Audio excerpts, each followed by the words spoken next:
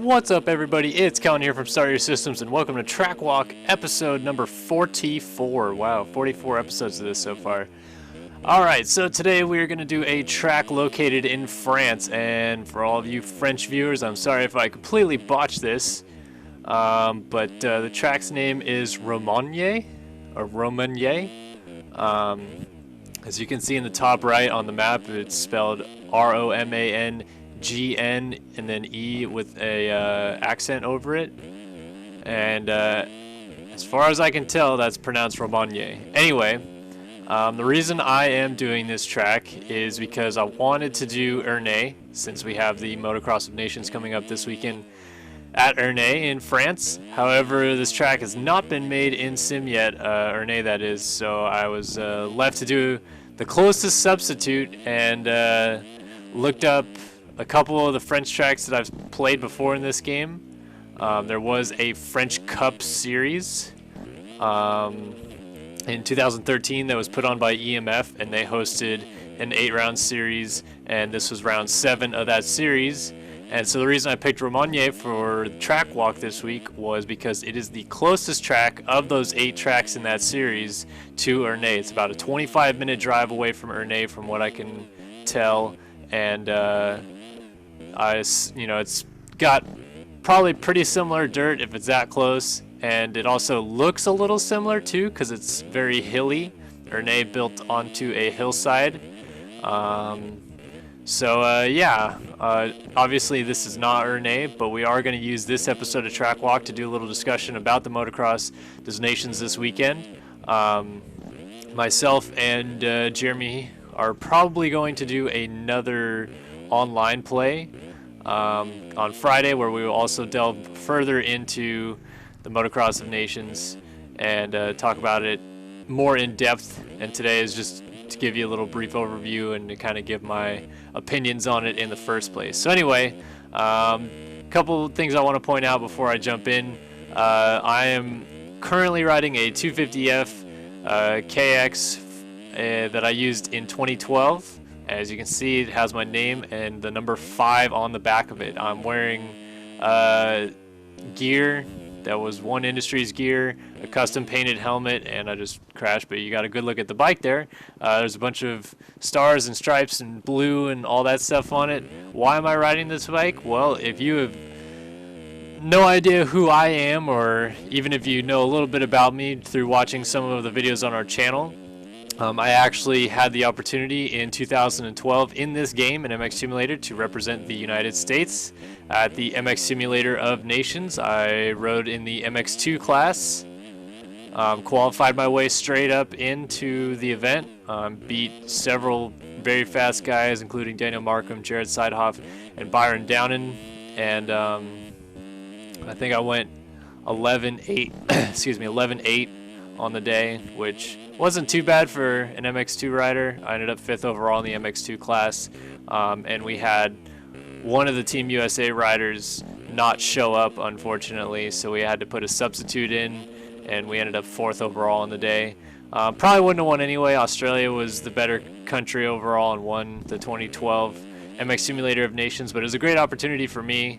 I was still not super new. I'd been about a year into the game, but cool opportunity to be able to jump in and pretty much the biggest event in sim, be on the main stage for the USA. So that's why I'm riding this stuff. Little history lesson for those of you that don't really know too much about me or the game for that matter. But let's go ahead and quit talking about me. Let's jump into the real Motocross of Nations this weekend. So Ernee in France obviously has been a location for the Motocross of Nations in the past. I don't know if it's been used before this, but I do know that the last time Ernee was used for the Motocross of Nations was in 2005. The United States won that year. France really didn't have too strong of a team that year, and the only team that could have really challenged the USA in that one was probably Belgium, but Stefan Everts had a pretty bad day. So I think it was Carmichael, Wyndham, and I want to say maybe Ivan Tedesco that won that. Probably somebody else that I just can't think of, but I know Carmichael is definitely on the team. And so they won then, but this year, whole different story. And I apologize to any of our American fans. You may think that I don't love the USA for this. A lot of people tend to throw me under the bus and say that I'm a American hater. I am definitely not. Every year the Motocross of Nations comes around, I pull for the USA to win. And this year is no different. The USA have Justin Barcia, Jeremy Martin, and Cooper Webb, an all-Yamaha team. Barcia will be in the MX1 class, Martin in the MX2 class, and Cooper Webb in the MX Open class. So it'll be Cooper Webb's second ride on a 450. He just raced the USGP last weekend. And I'll be straight up and upfront about it. I don't think the USA is going to win this one either. Unfortunately, this is going to be the 4th year in a row, if I'm correct, that they will not win the Motocross of the Nations.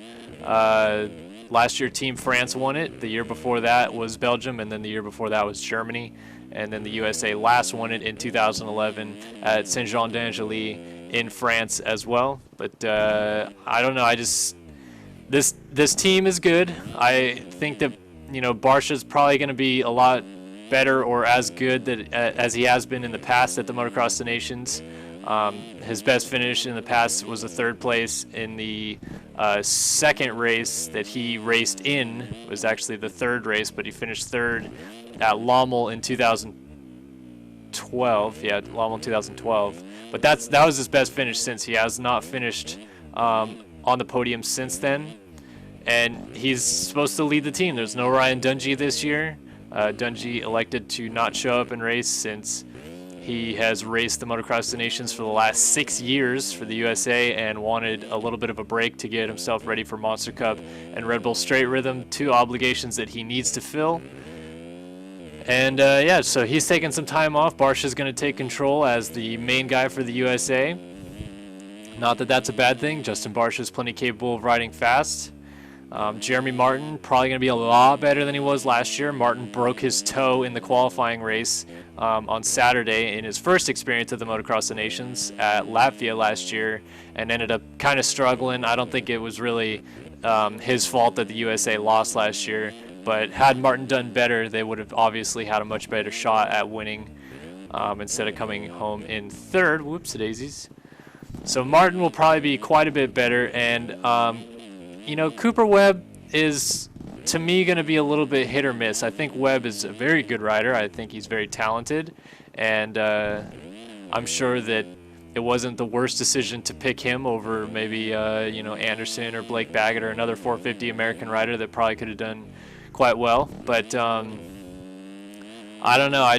Webb looked good at the USGP on a 450. He went 2-3. He didn't win the overall or anything, but he still looked pretty good.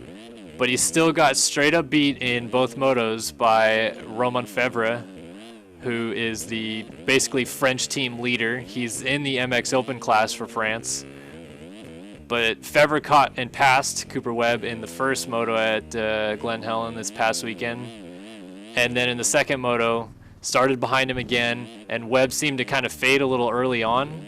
And Febvre was able to sneak by then, and he got up to second. Josh Grant won the second moto, but Febvre was on rails, and that's in the United States. That's not even at Febvre's home race in France, where he's probably more comfortable at a European track. It was in the USA at Glen Helen, a track that he had never ridden before in his life, and a track that Cooper Webb, Josh Grant, all those guys ride on much more of a regular basis, since it's very close to a lot of those guys' homes in Southern California. So Webb, he's probably going to be fine this weekend, but I'm just going to point it out there that on home soil, the French rider that's going to be in his class, Romagne Febvre's in the MX Open class, as is Cooper Webb, was able to beat him in both motos. So it's not the end of the world. Webb still can show up and do much better in France, but I think you got to give that advantage to Febvre for the home field advantage. Now, Febvre obviously is not the only rider on Team France, but he probably is the best rider. I think Febvre probably can win both motos that he's in. If you have any idea about the Motocross of the Nations, there's 3 races.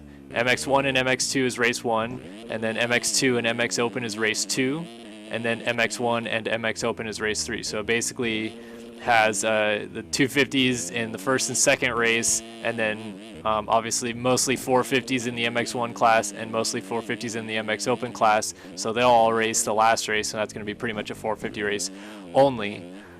Also on Team France, Marvin Musquin. Obviously, if you're an American fan or a World Championship fan, you know about Marvin Musquin. He's probably one of the most well-known French riders in the world at the moment, since he's got such a large USA fan base and is a two-time world champion.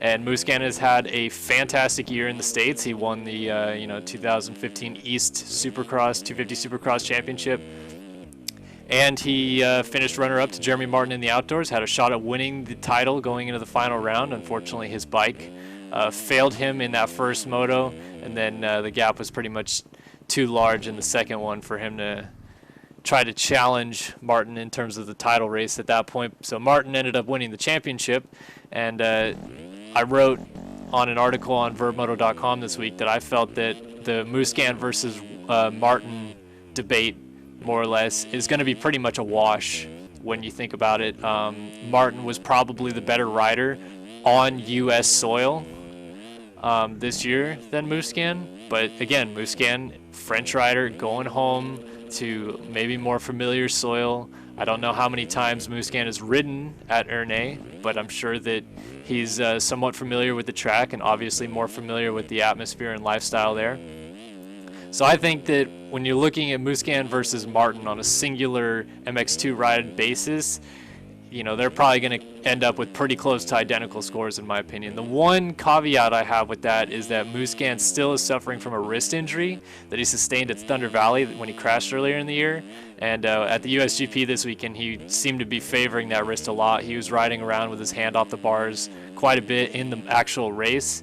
And so if that becomes a problem, Musquin might end up struggling. But I still think it's going to be a wash between him and Martin. Now, in the MX1 class, France has Gautier Paulin, who I'm sure you've heard of at some point in your life. He has raced in the United States before in the 250 class, West Supercross. He did it 2 years in a row back in, I believe, 2010 and 11, and has since done quite well with his career. Is an elite MXGP class rider, finished second in the World Championship this year behind Romagne, and last year at the Motocross des Nations in Latvia, he pretty much led Team France to the victory. He won race 1 and race 3, and obviously went 1-1 in the MXGP or MX1 class, whatever you want to call it.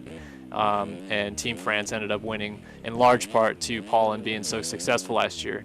Now, Paulin has had a rough year in his first season on HRC Honda. He was kind of booted from Kawasaki KRT Racing this season because Villopoto was coming in, and there wasn't really room to have two elite riders on the team. So Paulin ended up having to leave Kawasaki and ended up going to Honda, signed a pretty big 2-year contract. And the first season has been kind of rough for him. He has done well. He's won some GPs, but probably underperformed by his standards even. I think he'd even tell you that. And that, could be a problem for Team France if he's not feeling super confident. However, I have known in the past, Paulin's been on Team France several times for the Motocross des Nations.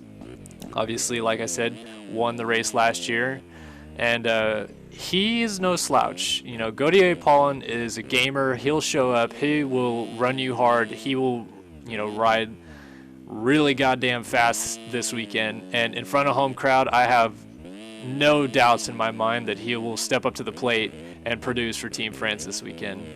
And so I think when you put that combination of Paulin being on his game, Musquin, even though he might be a little bit not healthy, he's still at home, and Romagne probably going to decimate the field, in my opinion. I don't think you can beat Team France this weekend if you're the USA. Even if they had Ryan Dungey, I think it would be pretty tough. They really would have to almost be perfect this weekend, I think, to beat France. I could be wrong. I would love for them to prove me wrong. I am a U.S. fan, but I think that when you realistically break it down, Team France has a better opportunity this weekend. That said, there's plenty of other teams that definitely have a shot at winning this thing. I think Great Britain has a great shot. They have Sean Simpson, Max Anstey, and Dean Wilson. Wilson looked really good at the USGP. Sean Simpson has won several GPs this year. Max Anstey, besides Jeffrey Hurlings, I think won the most MX2 GPs this year. Obviously, Hurlings got hurt, but Anstey was on rails for most of the second half of the MX2 World Championship, and if it wasn't for a few unfortunate crashes, he probably could have contended with Tim Geiser and Paul Jonas for the world title, but in the end fell short. So I think Anstey probably going to be one of the better MX2 riders this weekend, and so you should probably watch out for him. Simpson's going to be just as good as he's been all season. I wouldn't doubt it, and as long as Dean Wilson shows up and rides like Dean Wilson knows how to ride, Great Britain has a pretty good shot not only to podium, but maybe even to sneak up there and, you know, steal the win away if France and USA are really having quite the slugfest and maybe cause some crashes and whatnot. Team Belgium also going to be pretty good this weekend. Unfortunately, no Clement Dessau or Kevin Strybos, two riders that are probably their best riders at the moment. Strybos has been really good this season up until he tore a ligament in his thumb, and that's why he's missing this Motocross of the Nations. And then Dessau has been hurt for half the year, but Dessau always is a fantastic rider. But Belgium still goes in looking really strong. They've got Ken de Dijker, Jeremy Van Horbeek, and Julian Lieber. All guys plenty capable of doing some serious damage, and I'm sure that they'll show up and, you know, ride very well as well. And then there's a lot of you know, other riders that could also assert their way in. There's not going to be any Tony Cairoli this weekend. Unfortunately, he's elected to skip it, so Team Italy has a couple of, you know, other faces filling in. I can't remember all of them at the moment, but I'm sure that they'll do pretty well, Team Italy, but no Tony Cairoli, so not, you know, World Championship caliber ride out of Cairoli this weekend, unfortunately. Germany does not have Ken Roczen, but they do have Max Nagel. Nagel, again, could be very, very good. He led the MXGP World Championship all the way until Germany, his home race, in which he got injured and then had to drop out of the World Championship, missed about, I think it was ended up being 5 or 6 GPs that he ended up missing, which was unfortunate. Nagel was having a great season up until that point, but Nagel could contend. You know, you got Tim Geiser riding for Slovenia, the MX2 World Champion. Slovenia not expected to contend, but Geiser, you know, a world champion now, gonna come in looking really strong. The guy that finished behind him in the MX2 World Championship, Paul Jonas, gonna be really good as well. Evgeny Bobryshev for Russia, probably gonna sneak in there, ride really well in the MXGP class. He finished 3rd in the MXGP World Championship this year. I mean, there's just heavy hitters across the board. The Netherlands are going to be pretty strong. They've got Glenn Koldenhoff and Brian Bogers, and one other guy that I can't seem to remember his name. But again, they'll be strong. Koldenhoff has won a GP this year. He knows how to get up front. All in all, I think this is going to be a really strong Motocross of Nations across the board, and I'm excited to see it and see how it plays out. But again, I'm not trying to be like anti-American. Everybody always throws me under the bus for saying this, but I just find it tough to see the USA winning this weekend. I've tried to lay out the reasons why I feel that way. I know that a lot of American fans tend not to pay attention to the GPs, so you probably think that Romain Febvre and Gautier Paulin are not equivalent to Justin Barcia and Cooper Webb. I'm going to tell you right now, they are. You may not believe it, but they really are. Last year, Paulin proved that he is one of the most elite riders in the world. Ryan Dungey and Eli Tomac could not beat him in Latvia, and that was Ryan Dungey and Eli Tomac, not Justin Barcia and Cooper Webb. So that, you know, that in itself should maybe throw you a little bone in understanding just how good Gautier Paulin is. And Romain Febvre, the new world champion, I don't know what you can say about him other than he's been unbelievably good this year, and to win the USGP, you know, in front of Cooper Webb, you know, beating Josh Grant, I don't think that had Romain Febvre fallen in that second race, that he may not have caught and beat Josh Grant in the second race and gone 1-1 in the USA on a track that he's never been on. Febvre is the real deal, and he is going to haul ass this weekend. I bet you he'll win both motos. I would put money on Febvre winning both motos that he's in, which is going to be race 2 and race 3 in the MX Open class, in front of his home crowd this weekend. He's that good.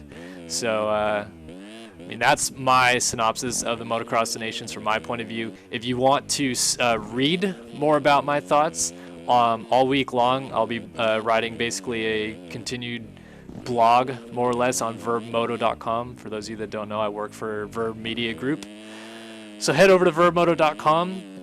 The first article that I wrote was about the 4 teams that I mentioned have a shot at, in my opinion, winning or contending for the podium at the the best shot. That's USA, France, Belgium, and Great Britain. That first article was posted on Tuesday, which was obviously yesterday when you're watching this video. And today, I haven't written the article yet because it's still Tuesday when I'm making this video. But Wednesday will be another segment of that. I'm sure I'll include 4 more countries that I think are going to contend and do well, and then on Thursday there will be another list showing off 4 more countries. So if you want to get really good in-depth information on this weekend's Motocross of Nations in France, I would recommend checking that out, just because I can't always fit in all of my thoughts on the weekend into a video. I usually have a much better job methodically working out what I want to say on an article, so I would just check that out. I'll go ahead and link you to the first one, and you can always just go to verbmoto.com to check that out as well. But we're gonna finish up this last little bit here. I'm gonna end up doing 10 laps on Romagne, and yeah. So hopefully you've enjoyed my discussion on the Motocross of Nations. I'd love to hear your guys' opinions on it all. Obviously, I'm just one person. I just think one way. You don't have to agree with me. You can tell me to go suck it and that the USA is the best. Usually seems to be the common denominator about USA fans whenever I talk to them. But that's my opinion, and I'm going to go ahead and stick to it. But for now, thanks for watching Track Walk, episode number 44 on Romagne in France. And yeah, see you guys around.